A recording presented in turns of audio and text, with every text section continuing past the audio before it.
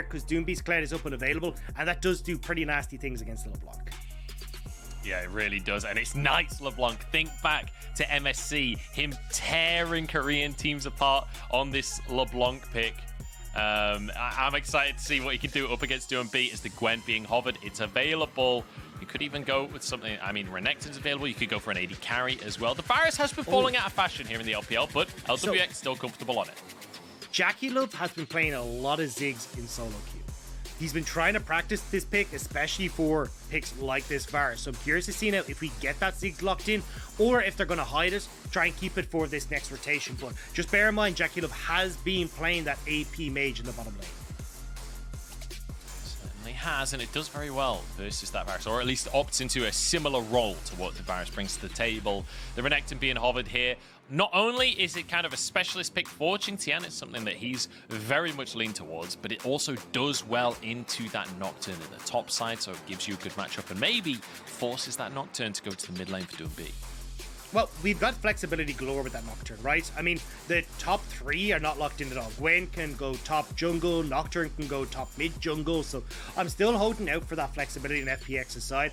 I think, though, when you look towards top esports, it's a little bit more set in stone, right? You've got a very aggressive map here coming through with those three picks, so I wouldn't be surprised to see something like a Kalista locked in here for JackeyLove alongside that bottom side. But something that we kind of talked about off stream is that Yuyancha, now that he's come in, has played a much more defensive style in that bottom side of the map versus Zhuo. So we've seen things like the Braum, the Yuumi, and these kind of things, which is why we're seeing FPX ban away these enchanters. It feels like Yuyancha's job is not to be the engage tool we saw from Zhuo, but to be a safety net for JackeyLove. And I'm curious to see if FPX will continue these bans as we see towards the more safety-orientated supports and make sure that JackeyLove will be uncomfortable on that bottom side. And FPX right now praising Riot that support Tahm Kench is not that same peel tool that it used to be, as they can ban the Lulu, they can ban the Thresh, and pretty much remove that style of play. Braum still does exist. JackeyLove gonna go for that Ezreal, which has been very much a signature pick of his entire career. Exceptionally potent on that Ezreal. Now FPX have to answer with a support of their own, and then we'll see where this Nocturne's gonna go. Well, I think you're pretty much looking towards, as you said, the Braum Ezreal. Try and just nullify that bottom side of the map. Still pairs well with the strong mid game you're looking at on top esports. And then also kind of giving you a little bit more safety. On FPX's side, though, we're seeing the Volibear locked in. So definitely an answer for Nuguri into that Renekton matchup. So I have a feeling that we're going to see that going pretty much heavily Nuguri's way. And it looks like that means we will get the potential for Tian taking that Gwen in towards the jungle. So we are going to potentially see that. I mean, I don't know. I'm not willing to put an opinion on that one. That's too complicated for me. That one is the Leona being hovered. Could see the Leona. Could have seen the Braum, the Bard, anything there. But Yuyancha going to go with that hard engage support. Something to follow up when Karsa forces the engage.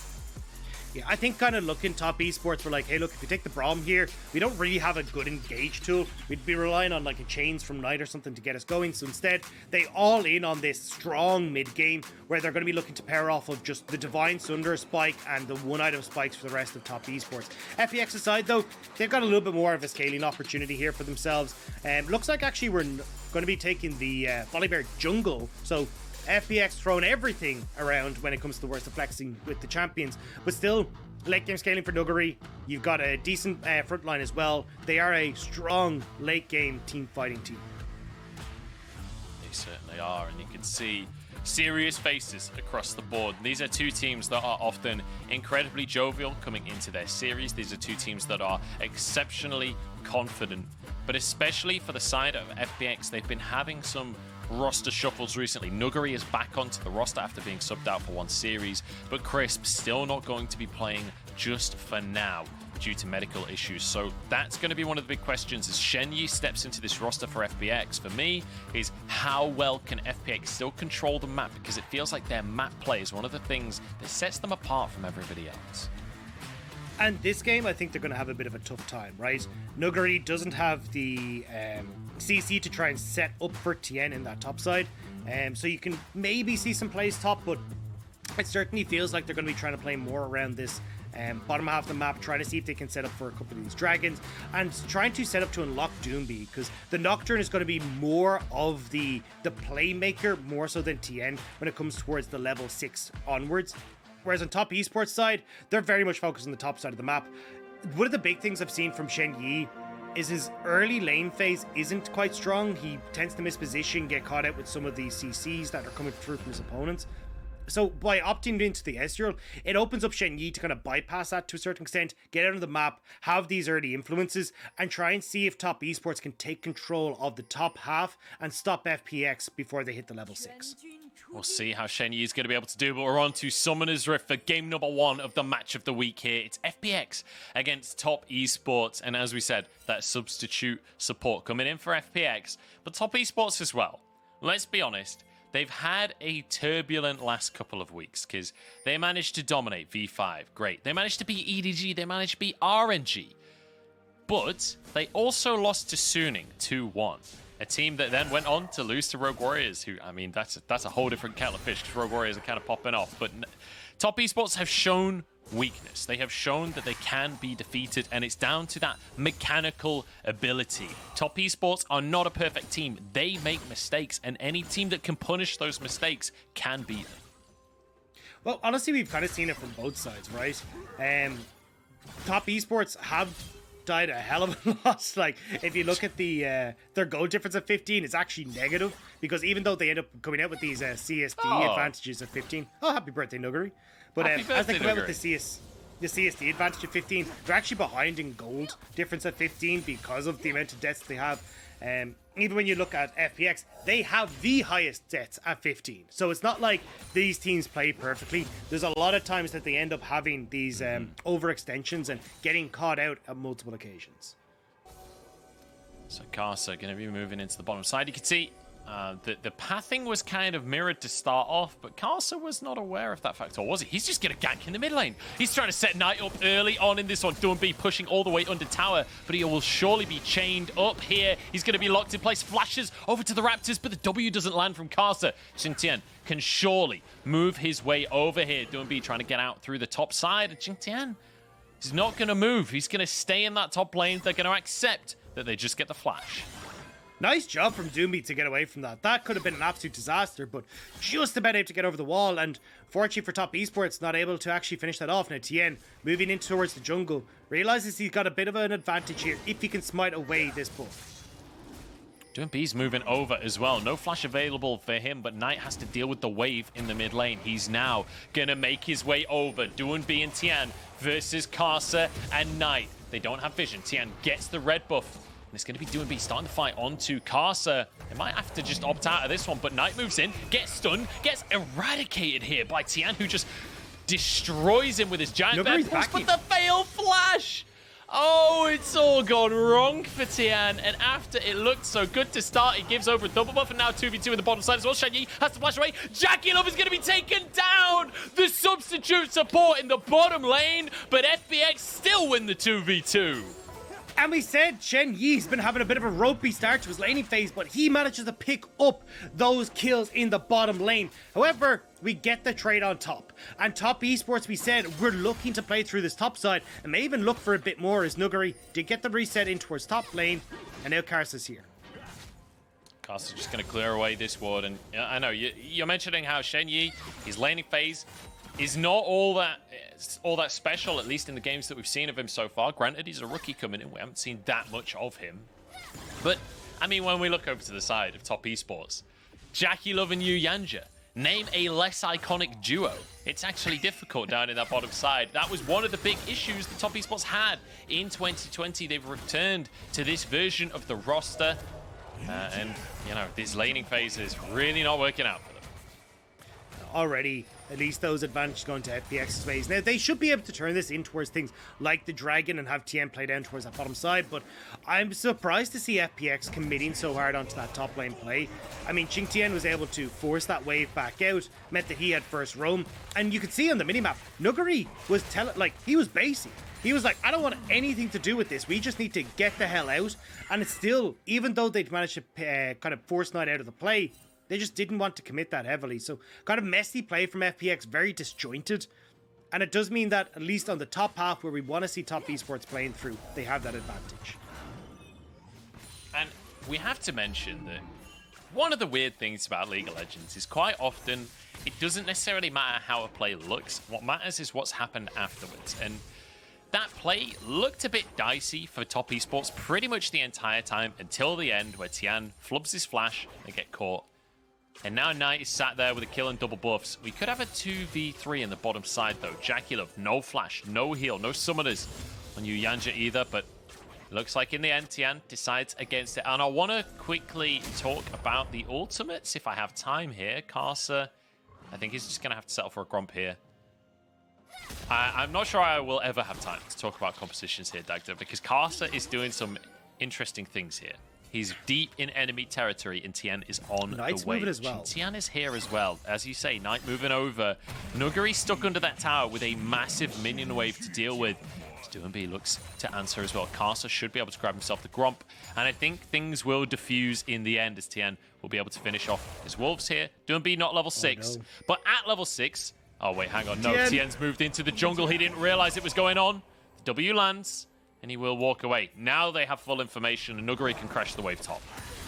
I think here for Tian, though, you just run straight towards your red buff in towards Dragon, right? You've got that slow push that was building on bot side, which is why we saw him playing heavily towards Lwx and Shenyi, and now you could potentially go over towards that objective, but actually looks like top esports, with that lead that they got off the early game, are playing so well through their 2v2.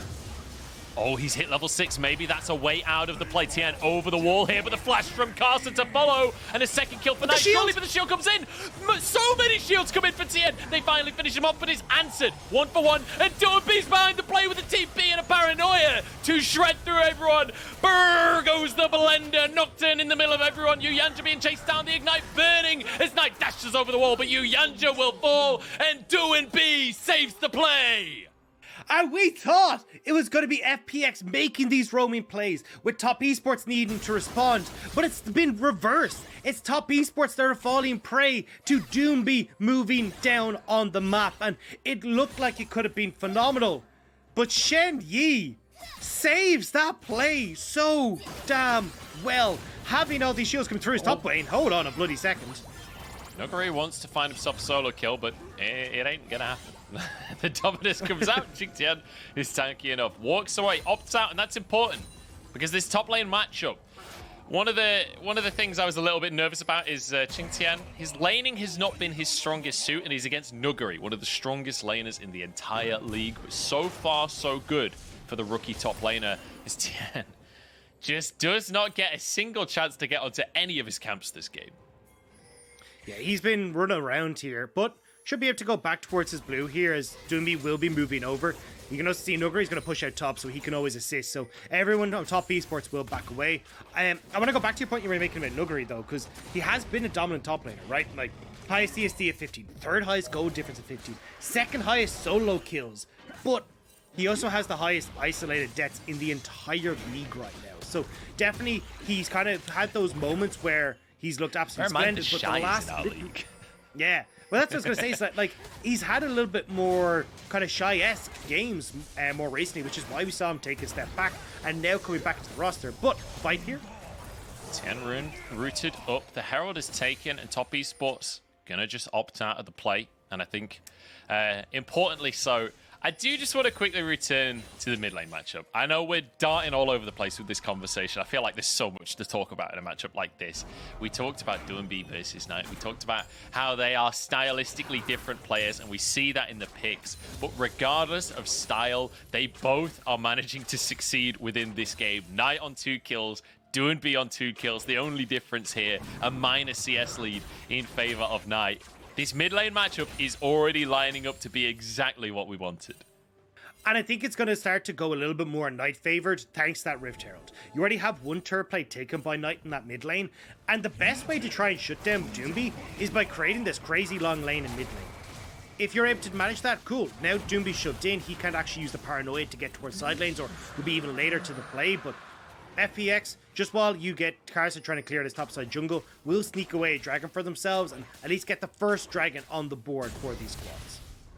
Yeah, using really good priority in the... Oh, I wasn't sure if the Leona W was going to steal that for a second there. bot lane priority. This is one of the things that the Lethality Varus always brings to the table. And one of the things that the Ezreal almost never brings to the table is priority in that bottom side. So the Drakes can be relatively easy to pick up for FPX, and all of the shenanigans in the top side actually kind of delaying that first Drake a little bit for FPX. I think they would have preferred to pick that up even sooner.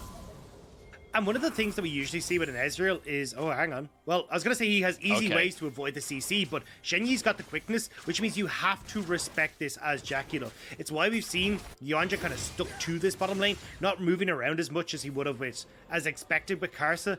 But Karsa and Knight, they've been joined at the hip this whole game, and they want to make sure that Nuguri can't collect this wave on top side.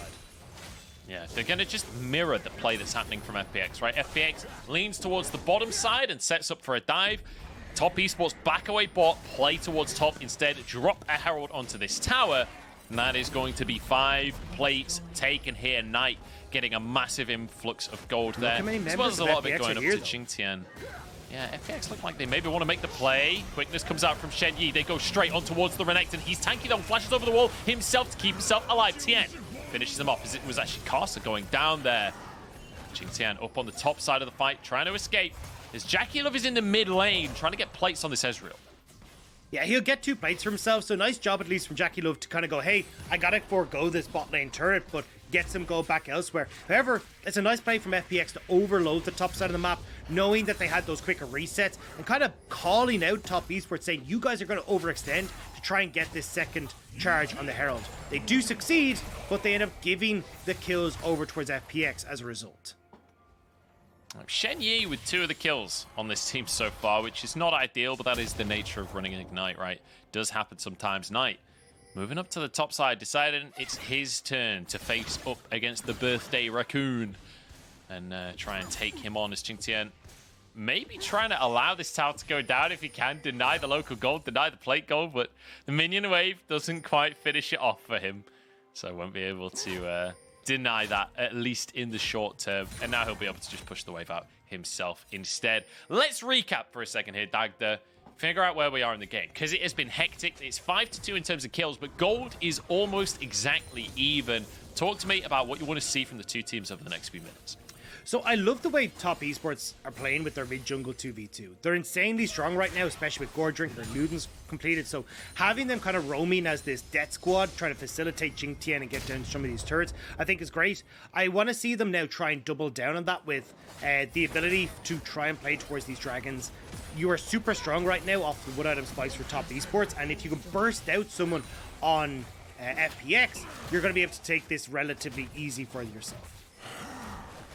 Got a bit of a trade going on across the map here as FPX move into the Top Esports jungle. They look towards a tier 2 in this bottom side of the map. Lwx, the one trying to push. I will say Lethality Varus, not the greatest at pushing towers. It's answered in the top side as Karsa and Knight take the tier 2 already. But QingTian is going to be able to defend the tier 2, or at least try in the top side. Half of it remaining. Shen Yi has the quickness. Tian would be there to disable the tower, but I don't think the dive can happen just yet. This is a Renekton we're talking about, and Lwx certainly would be chewed up and eaten for breakfast if he got too close to the croc. I was worried that Top Esports would actually go for this 4-man dive mid as Jackie. Oh, Doinb trying to get the all-in onto JackeyLove. There's the quickness, there's the knock-up, but there's the kill. Another as Shen Yi gets himself the hat-trick against Top Esports. It's against JackeyLove. JackeyLove's 0-3 right now on Top Esports. This Ezreal, the safe pick, the calm pick, has nothing to do with the way that JackeyLove plays it. And now you've got the more gold going into the hands of FPX, more control going into the hands of FPX. And it's kind of looking like FPX now are taking very slow steps to having control of this game. The way you play this as FPX is already can see Doinb going top side, starting to push in these waves, spread out Top Esports, and use the fact you've got Nuguri, who will be stronger than this Renekton come his next item. Same when you look towards Doinb, with the ability, he may not be like 1v1 potential against Knight, but he can shove these lanes very effectively, and then use his paranoia to group his team. Nuguri's made a mistake here. He's come in to try and defend the tower against QingTian, but he didn't realize that there was going to be 4 people from Top Esports to commit to the play. And it feels like across the map here, Top Esports just want to get towers. They don't care about fighting. They want to get towers. This will be one taken in the bottom side here. That's 3 now. You can see on the minimap, FPX are answering in the mid lane. You've also got Doinb on the top side as well. This should be a 2-for-1 trade in their favor if they play their cards right. So a lot of trading back and forth. So now we got 3 towers gone on either side. So we're constantly going tit for tat. Again, though, this kind of is going to play into FPX's hands, right? Because the big thing that they want is actually these longer lanes where they can shove in and then look for the paranoia plays with Doinb. Have him facilitate Nuguri in a side lane. Again, though, trading happening. FPX, they're going towards Rift Herald. Dragon picked up for Top Esports. So a lot of this is still to play for.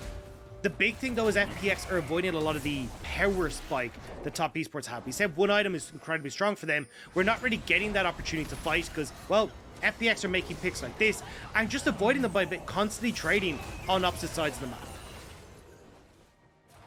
JackeyLove not respecting the all-in there. We see the replay of FPX managing to dive in onto the bot laner from Top Esports. And, you know, we keep seeing in these interviews that JackeyLove is saying, you know, Top Esports, we're not really at our best form right now.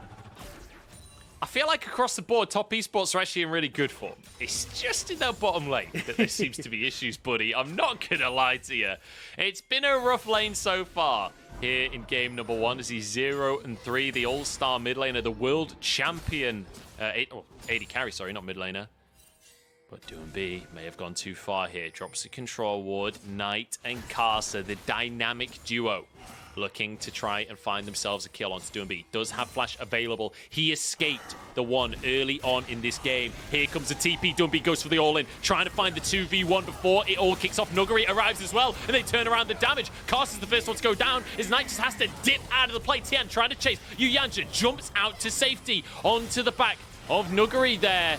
Knight now just trying to get a route, trying to do anything. There are 5 players here for FPX and a Herald as well. They can turn this play into an inhibitor potentially. QingTian is split pushing on the Renekton, but what can he do to answer the push from the whole FPX squad? This has been all about macro trades all game long, and FPX are winning out the 5-head plays. The map play from FPX has just been far superior. I mean, we called it at the start of the day, right? Like, what has been standout for FPX has been them flying around the map, and that's what we're seeing here, right? TP's coming in on towards that bottom side of the map. Nuguri now resets to make sure that QingTian can't trade as efficiently on this top path. Even Doinb looking for the picks, but as I'm sure we're going to hop into a replay here, this was so well done by Tian and also Nuguri. I love Tian's position at the start of this play that comes through from Top Esports because he's playing in River, making sure that he could always facilitate Doinb in case Top Esports try to make a play. And it means that when they actually go for it, look at where Tian is. Playing up to River, he literally just runs down the second that they end up spotting this play on bot side. TP from Nuguri comes in as well. And they can turn this play around so effectively, even having the priority on mid lane, making sure that Lwx can come across with Shen Yi to set up for the rest of this play. And although QingTian could have tried to come in with its own teleport, it felt like it was a lost cause already. You'd already lost members Top Esports. It's nice. Oh, Knight commits to get the blue buff. He had his W. He used it to finish the buff off. An uncharacteristic mistake there for Knight. And you can see Karsa giggling on the webcam. Top Esports are one of the only teams in the world that can be 9-3 down, 3,000 gold down, looking like they're losing the game and still be giggling. We've got another all-in coming out. It's onto Karsa this time. I don't think he's got much of a way out. Good solar flare with an ultimate coming out from JackeyLove as well. That's going to be enough for FPX to be forced out of the play. You change the corruption, locking up a lot of members, but FPX not really able to follow up because of the Crescent Guard, so Top Esports walk away. And I mean, it's not even like they have the opportunity to turn towards a Baron or anything, right? We're 19 minutes into this game. This has just been an incredibly fast-paced game, and it's been FPX constantly fighting Top Esports every step of the way. Because when you end up in a situation where you're trying to play these side lanes out effectively, having the paranoia, having access to these double TPs, have been netting FPX so much more when it comes towards these advantages. And now, with Baron about to spawn, an exposed inhibitor on that bottom lane, it feels like only a matter of time where FPX continue to clear out these waves with Lwx, buy time for Nuguri to hit that Zhonya's hourglass, and then have that Gwen pressure bot as they threaten that Baron.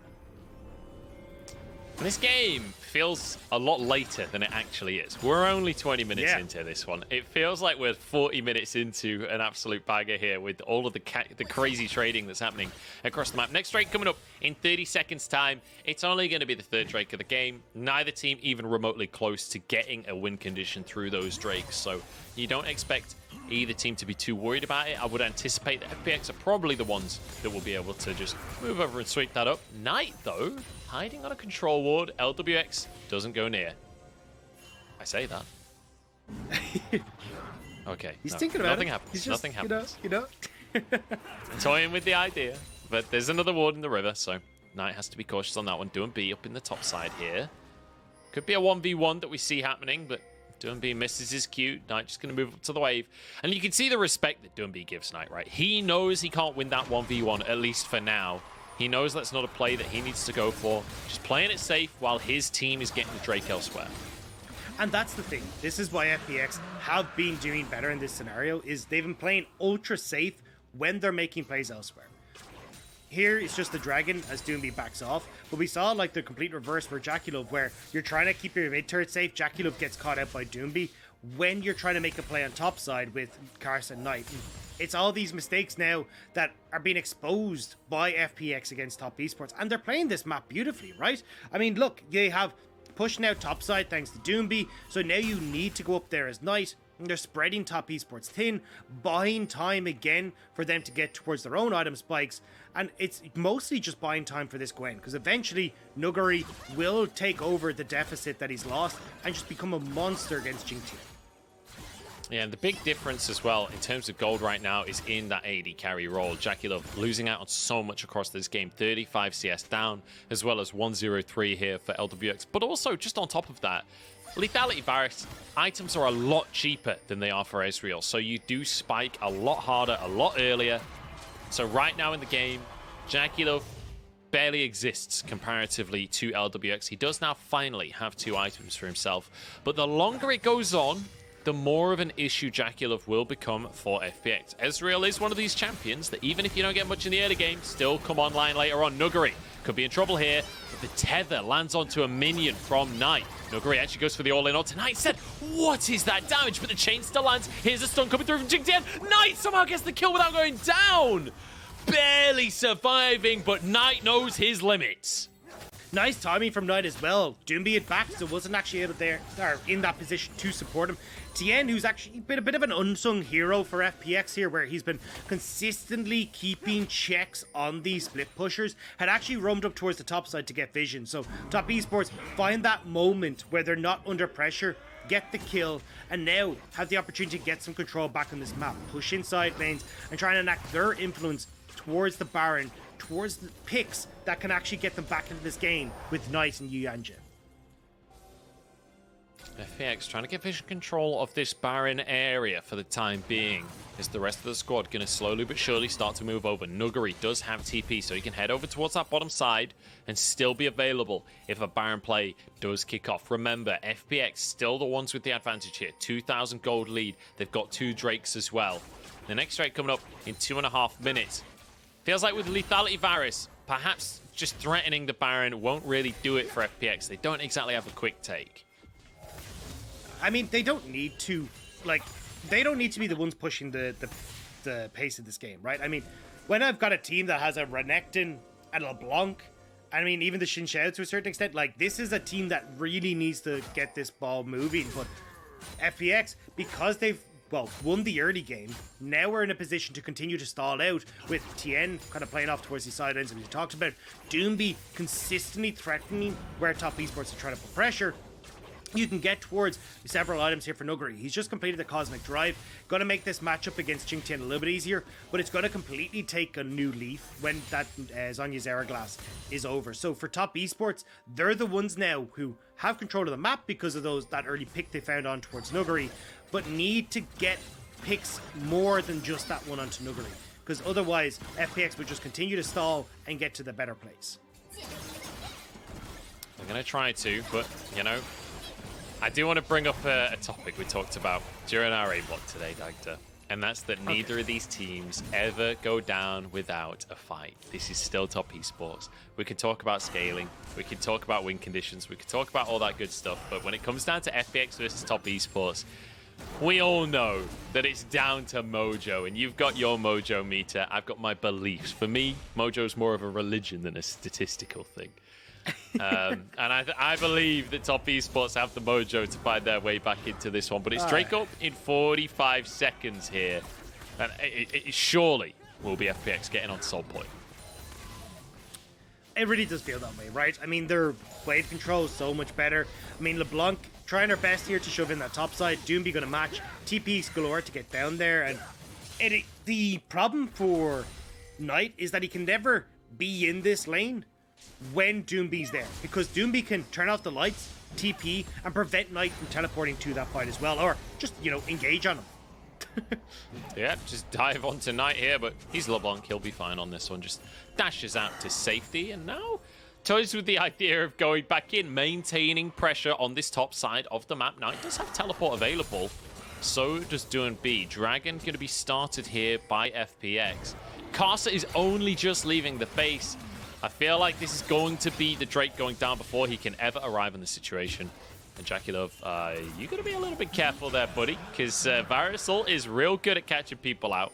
Who will walk away with his life, at least for now. There's another Drake taken by FPX. And that is going to put them one away from a Mountain Soul. And now you're really stuck as top esports, because you want to try and find these picks. You want to find these opportunities to get yourself back into this game. But FPX have the opportunity to just ditch a couple of these dragons, pressure Baron, turn it over in towards Tower's top side, and make this game really difficult for you to move in, where you're constantly forced into hard decisions about, are we defending our top lane inhibitor? How do we try and contest towards this next dragon? Like, there becomes a plethora of issues that come alongside the position that top esports now find themselves in. It's very true, and especially that 4-minute counter on the top left of the screen could be a counter to a fight that sends this game to another dimension here. It's 9-4 on the scoreboard right now, and FPX do have a minor lead. But again, I want to reiterate that JackeyLove is slowly but surely entering the game. You can see in his inventory, he's stacking up that armor. He gets to go for a Frozen Heart with this new version of the Ezreal blue build. He's able to do a lot of work in terms of just building defensive stats and still having a lot of damage to work with.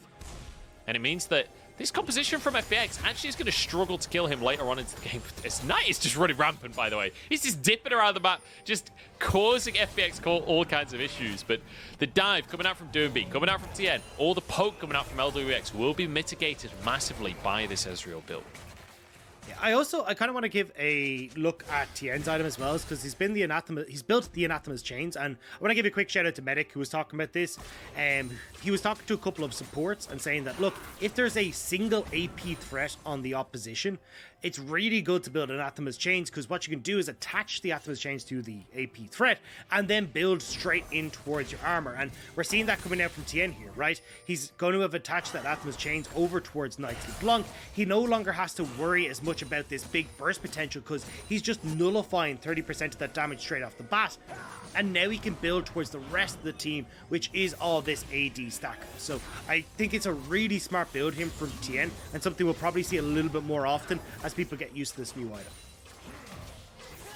Yeah, it feels like it's something that you can build on your supports, you can build on your tanky top laners. Tian showing it's viable in the jungle. JackeyLove caught again, Doinb into the backline. In goes Tian to follow up as well. The Locket keeping them safe. JackeyLove still surviving for now, and he gets an E out to safety. Doinb's the one to go down. The armor paying off as Nuguri now on the front line, trying to buy space. Knight on the back line as well. Lwx still going strong as well on this Varus. The re-engage now from FPX as Karsa is chewed through by Lwx, who wants a little bit more, but he stepped too far forward. Big damage out from him, but he managed to get the triple kill anyway.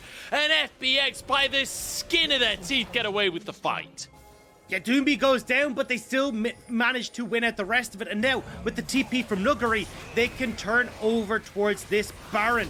There is not really any hope for top esports to steal it away. Maybe a miracle mystic shot coming through from JackeyLove, but top esports are TPing. They want to contest.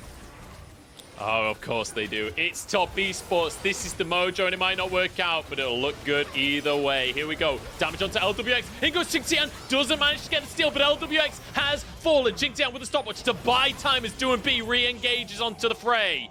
Knight has arrived, but he's too late to play. Baron will be taken by FPX. Lwx went down, but it's nowhere near enough.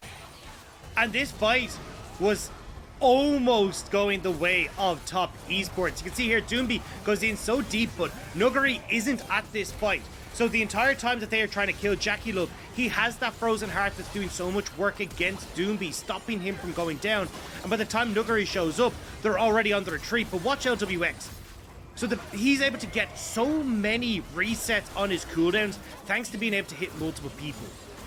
The Blighted Quiver on Varus says that if you hit so you hit someone who has a Blighted Quiver stack on them, you get a 12%.